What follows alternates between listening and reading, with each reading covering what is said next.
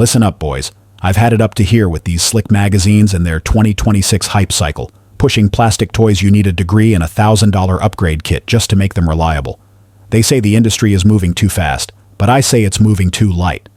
The truth is, if you want hardware that doesn't just survive the next power outage, but actually gets better, the more you rely on it, you look backward, not forward. We ain't buying trinkets for the range. We're investing in the mechanical lineage that kept our granddaddies safe when the lights went out for good. Forget the polymer flash in the pan. Today we are cutting the fat. We are looking at 7 pistols, Steel Kings, refined workhorses, and the modern hybrids that actually respect tradition, that have earned their keep when the chips were down. These guns are built to outlast the inflation, the supply chain collapse, and the man pulling the trigger. If you want tools, not toys, stick with me. We are separating the heirlooms from the hangers-on right now. The Ruger GP100. The Ruger GP100 is not some newfangled boutique revolver. It's the working man's tank in a handsome wrapper. When Ruger rolled this thing out way back in 1985, they looked at every weak point on every old Smith Wesson and Colt revolver and said, hell no. This is pure American grit machined into a platform chambered for the mighty .357 Magnum. It's built around a massive heavy-duty frame. Overbuilt is an understatement. Most revolvers lock the cylinder just at the rear. The GP100 locks it front, rear, and bottom into the frame. That means when you hit the trigger hard with a full-house Magnum load, the cylinder doesn't wander or wobble under stress. That triple lock is what prevents timing issues down the line, ensuring it keeps running when cheap stamped metal guns start spitting parts. Furthermore, you get those famous cushioned rubber grips right from the factory. They don't look fancy, but they manage the brutal impulse of the .357 so your aging joints don't have to take the full punishment. And for the old salt, who still likes shooting .38 special for practice without destroying his hand, this gun eats that ammo without a stutter. The full underlug running the entire length of the barrel isn't just for looks. That weight placement keeps the muzzle flip low, which is critical when your eyesight isn't what it used to be, and you need fast, accurate follow-up shots in a tense situation. On the market, you're looking at $700 to $850 for a standard 4-inch model today. If you find a match champion model, expect to pay $900 to $1,100, especially if it has those fiber optic sights, though I still trust iron sights more. You can snag a used one in clean shape for $550 to $700. This is the last revolver you will ever need to buy, provided you don't lose it or it doesn't get confiscated. The SIG P226.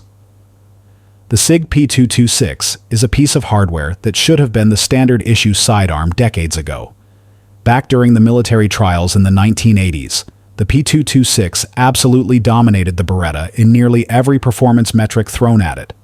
Forget plastic. The P226 starts life as a substantial block of high-grade steel that gets machined down until it's perfect. The slide rails are not tacked on.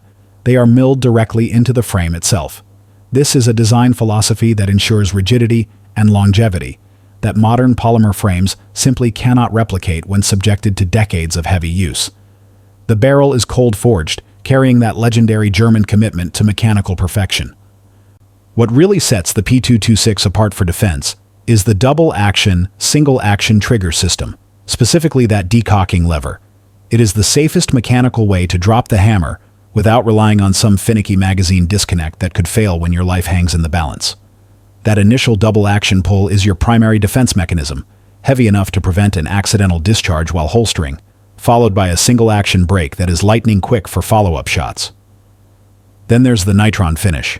This coating is tougher than a coffin nail and absolutely laughs at sweat, salt water, and grime. These pistols are known to push past 100,000 rounds and just be hitting their second wind. A standard model today will cost you between $900 and $1,100 new. If you step up to the Legion series, which has those premium trigger upgrades, you are looking at $1,200 to $1,400. But here is the real angle. Hunt down those early German stamped frame models. They are collector gold, easily fetching $1,500 to $2,000, and they represent the absolute peak of this design. You can find used duty trade-ins from police or military contracts for a steal, often $700 to $900. Get one while you can. Imported steel pistols like this are facing increasing scrutiny from our fine friends in Washington.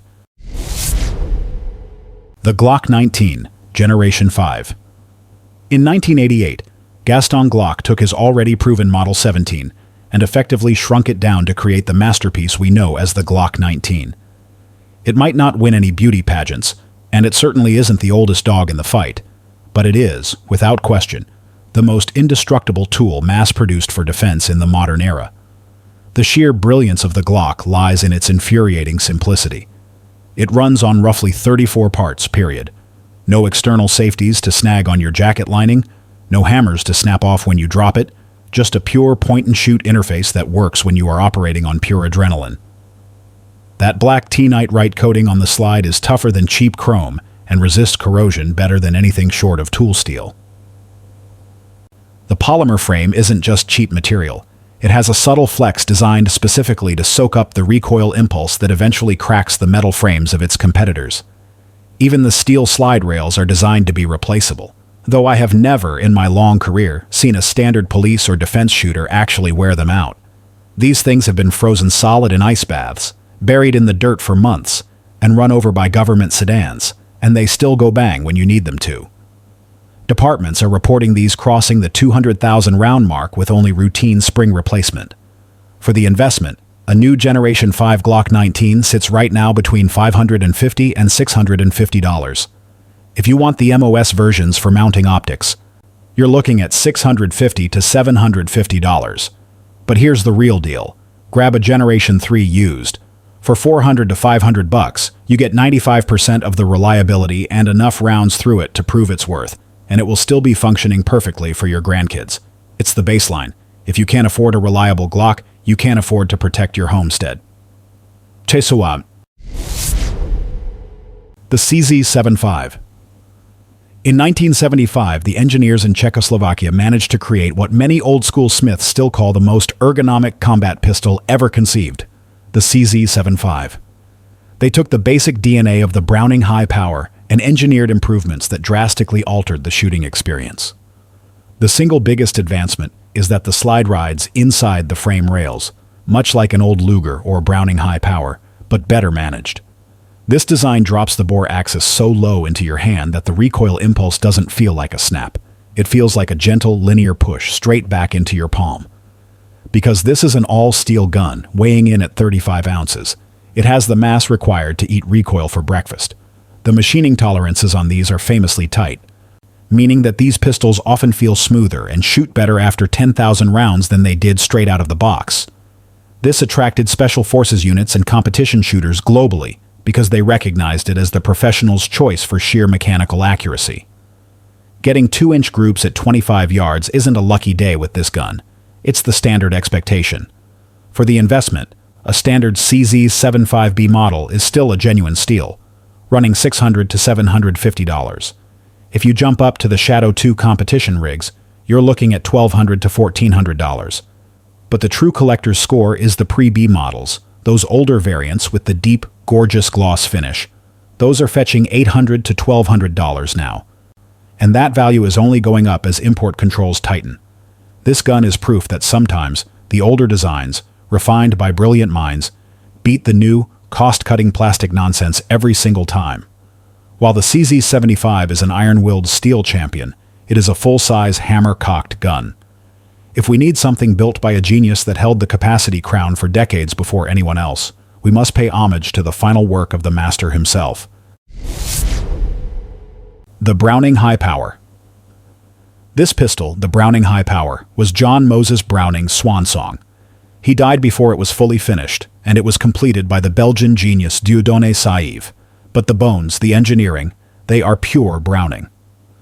Adopted in 1935, this handgun became the world's gun. It served on every continent, in every major conflict, and here's the kicker. While everyone else was still clinging to 7-round pistols, the High Power gave its user 13 rounds of 45 or 9mm goodness. It features a thumb safety that is actually placed where a human hand naturally rests, and the Belgian fit and finish from that era makes modern CNC guns look like rough prototypes. The camlock system for unlocking the barrel is far simpler and far more rugged than what Browning used in the 1911.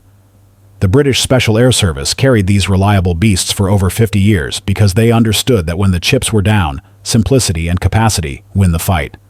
Collectors chase down the pre-1970 models because they represent a level of craftsmanship that the accountants eventually squeezed out of the industry in favor of plastics and polymer frames. The investment outlook is strong. Belgian-made pre-1970 models go for $800 to $1,200. The modern Mk3 versions fetch $1,000 to $1,500. If you can find the rare tangent sight models, the true military sniper pistols, prepare to shell out $1,500 to $2,500. And those World War II era pieces, depending on markings, can easily clear $4,000. This pistol defined capacity and reliability for nearly a century. We have covered the hammer-fired steel classics and the reliable service pistols. Now for the one that bridges the gap, the handgun that started the modern performance revolution, the ultimate marriage of history and modern capacity, demanding respect for its pedigree while delivering 15 rounds of .45 authority. The Staccato P. Forget what you think you know about polymer pistols. The Staccato P is not some contractor special. This is a hand-fitted, competition-grade instrument being carried in the shadows by elite police units across this nation. This is the modern evolution of the 1911 platform. It is an action single, external hammer, double-stack handgun, meaning you get the finest shooting mechanism ever devised. The single-action trigger, married to the 38 Super or 9mm double-stack capacity demanded by the new century. Yes, it's expensive, and yes, it's heavy, but that weight is the secret ingredient that makes it shoot flatter than a politician's lie. The construction is a hybrid, a steel frame paired with a polymer grip module designed specifically to absorb and dissipate the recoil impulse. This hybrid nature keeps the weight manageable while ensuring you don't destroy your wrist shooting hotter loads. The manufacturing quality is mind-bending. These are hand-fitted in Texas. When you rack the slide, there is zero slop, zero rattle. It feels like a Swiss timepiece that happens to fire large projectiles. The trigger is the star, 3.5 pounds, a tiny bit of take-up, and a break so short and clean it feels like you are just willing the hammer to drop. It makes difficult shots look stupidly easy. For optics, their Dawson precision mounting system is the current industry standard, allowing for the perfect co-witness with the iron sights. It has been put through the most rigorous U.S. Marshals evaluations, proving it is absolutely a life-or-death tool. It costs around $2,500. That is a serious investment. But this is the finest combat handgun money can buy in 2026. If you are the kind of shooter who refuses compromise, who demands speed, precision, and capacity, this is the ultimate tool. There you have it, boys. We looked at steel guardians like the GP100 and the P226, refined classics like the High Power and the CZ75, and the modern apex predators like the Staccato P. These are the weapons that don't wear out. They wear in. They are the definition of buy once, cry once. Anyone telling you that a brand new plastic gun for $400 is a better long-term asset than a steel design proven for 100 years is selling you snake oil. Your hardware needs to outlast the next round of import bans and economic uncertainty. Now, I want to hear from the veterans out there. Do you trust the heavy iron like the old Browning, or has the capacity of a double stack like the Staccato won you over? What's your heirlooms in the safe? Drop a comment below and let's talk shop about what lasts. If you enjoyed this no-nonsense analysis, do yourself a favor. Hit that like button, subscribe to the channel, and ring that bell so you never miss the next deep dive into gear that actually matters. Stay sharp, keep training, and may your steel always be cold.